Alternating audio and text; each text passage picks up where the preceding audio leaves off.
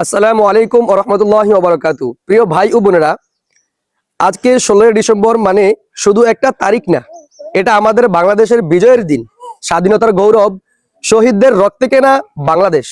16 December মানে 16 December 1971 সালে 9 মাসের রক্তক্ষয়ী যুদ্ধ শেষে পাক হানাদার বাহিনী আত্মসমর্পণ করে বাংলাদেশ প্রায় পূর্ণ বিজয়। লাল সবুজের পতাকা উড়েছে স্বাধীন আকাশে। মহান বিজয় দিবস। আজকে 16 ডিসেম্বর মহান বিজয় দিবস।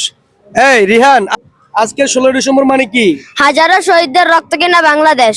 হাজারো শহীদদের রক্তের কেনা বাংলাদেশ, স্বাধীন বাংলাদেশ।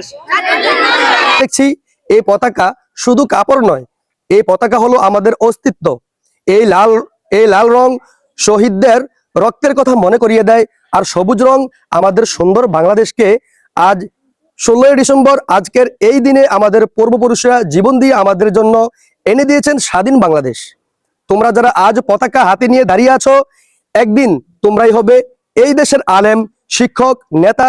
তোমাদের দায়িত্ব হবে দেশকে ভালোবাসো, দেশকে ভালোবাসা, সত্য কথা বলা, দিন ও দেশ একসাথে রক্ষা করা। চলো আমরা সবাই মনে মনে শপথ করি, আমরা সৎ মানুষ হব, দেশের জন্য কাজ করব, আর লাল সবুজ পতাকা মান কখনো নিচে নামতে দিব না, ইনশাআল্লাহ। সবাই বলো ইনশাআল্লাহ। জয় বাংলা, জয় বাংলাদেশ।